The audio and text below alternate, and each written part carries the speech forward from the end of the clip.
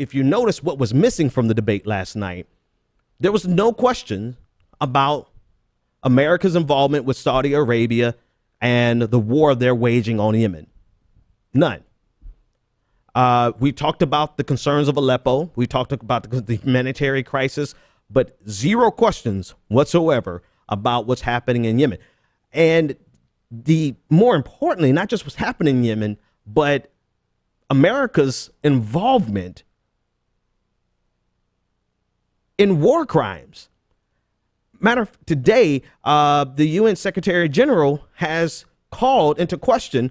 He called for an investigation into the bombing over the weekend of a Yemen funeral by Saudi Arabia using American logistics that killed, I believe, 140 people at a funeral. I mean, and I'm pulling some pictures up on my screen here, and I'll put some up on your main screen so that you can take a look at the type of damage that is being wrought with the help of the United States by Saudi Arabia. And, you know, this is something that doesn't even cross our national conversation enough to be mentioned at our presidential debates. And of course, Saudi Arabia denied any involvement. Eyewitnesses account I clearly state that it was an airstrike. And the UN has concluded that this was Saudi Arabia's footprint. They were the ones who did this. And the question is, to what extent was America involved? What logistics did we offer? What technologies did we offer them to carry this out? Not just this one specific bombing, but their entire campaign in the region. So there's zero sympathy whatsoever for a nation that is being ravaged by our ally. Just like there's zero sympathy whatsoever for the humanitarian crisis that's existing inside of the borders of our quote unquote ally.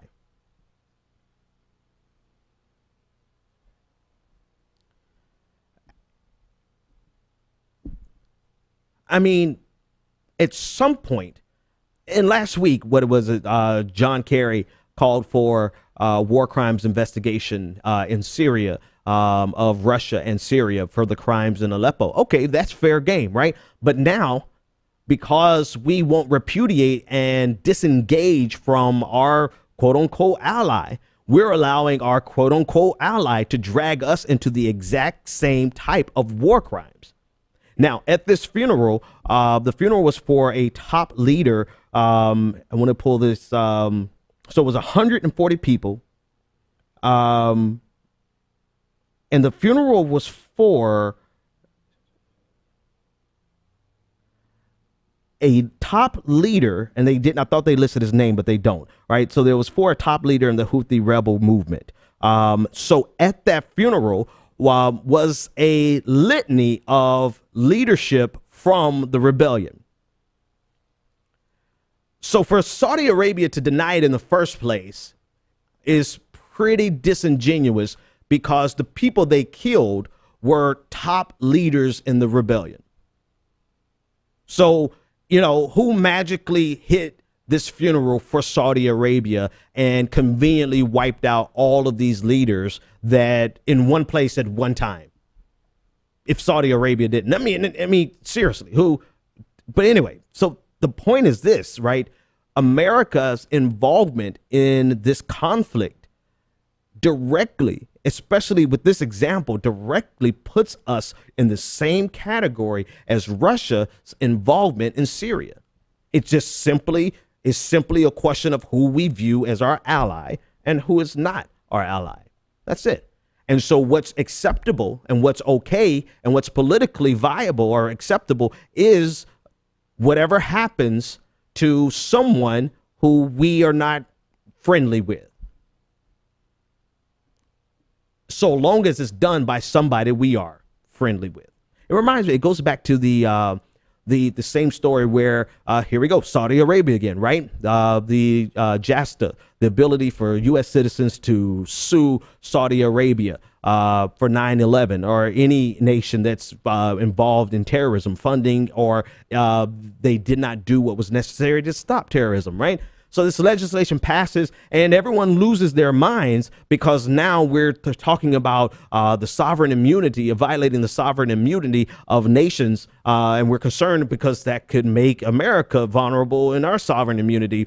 Yet and still, in the same breath, you realize you have the right now to sue nations who are on the list of sponsors of terrorism. Iran, right? You can sue them because America has deemed them to be the bad guys. But so long as people who are the bad guys are on our good list, then they're untouchable. This really shows that now. Okay, so now I have an internal struggle that just popped up in my mind, and I'll share it with you. But let me finish that other sentence thought first. It goes to show you the reality of politics. And I don't mean American domestic politics. It goes to show you the reality of the anarchy that we exist in on the global stage. It goes to show you that America will align itself with whoever, whenever, so long as the people in charge feel like those people are beneficial to our power position. So long as they benefit our position in the global order, so long as they benefit our position in our power, our relative advantage, so long as they bolster that, we don't care. We don't honestly care what they do to women in their country or what they do to the LGBTQ community in their country. We don't care what they do to children in their country. We don't care what they do to somebody else's country. We don't care about the sovereignty that they violate of another nation. We don't care if they're guilty of the same exact thing that we're going after another nation for. If we deem what they have to offer as valuable enough, we will turn over heaven and hell to make sure that that nation is okay.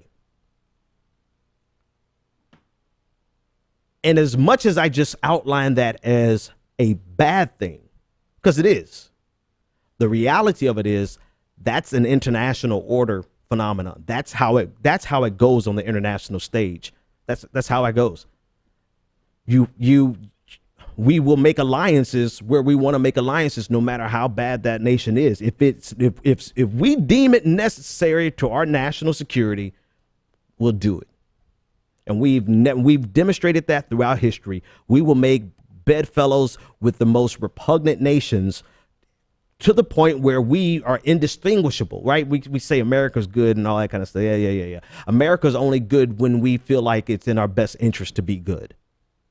America's only great when we feel like it's in our best interest to be great. If we need to commit war crimes to protect what we think, and when I say we, the people in charge, what they believe is our best interest on this global stage, you better believe we'll do it, because we're doing it right now with Saudi Arabia and Yemen.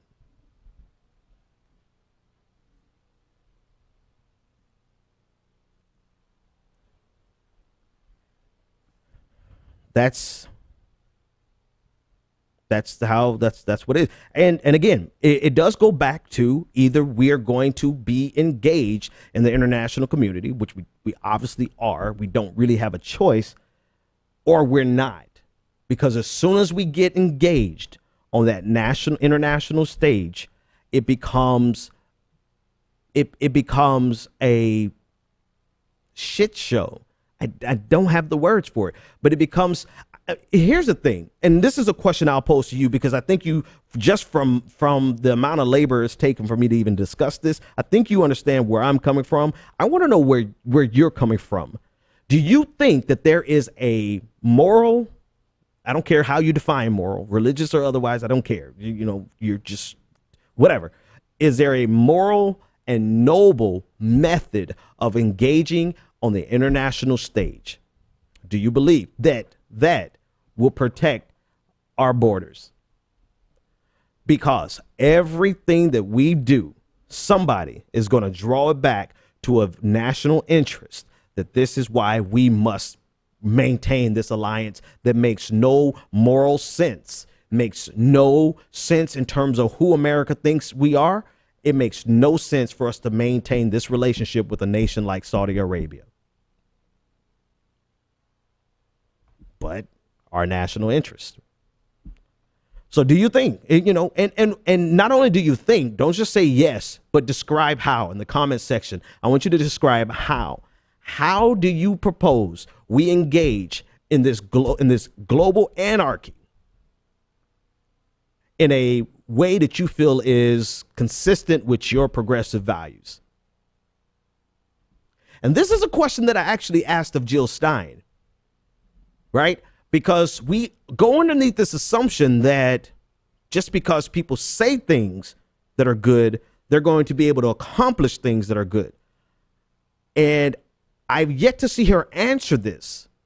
I want to know, how are you going to engage in this current global order, or actually the lack thereof,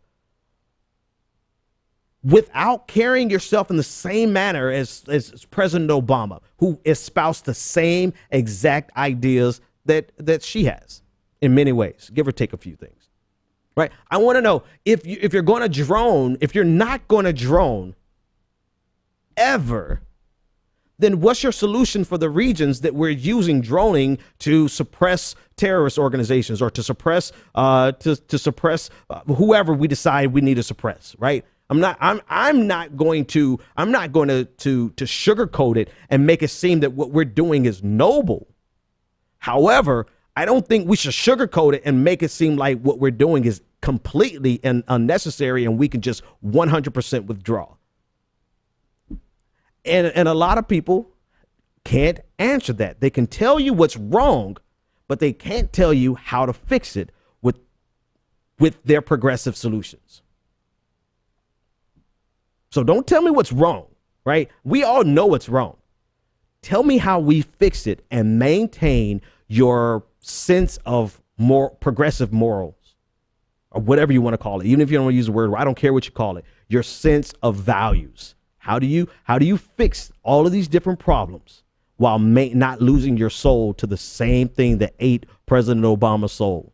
Because surely he went in with best of intentions, and he's coming out just as muddied as anyone else who's ever held that office. That's what I want to know.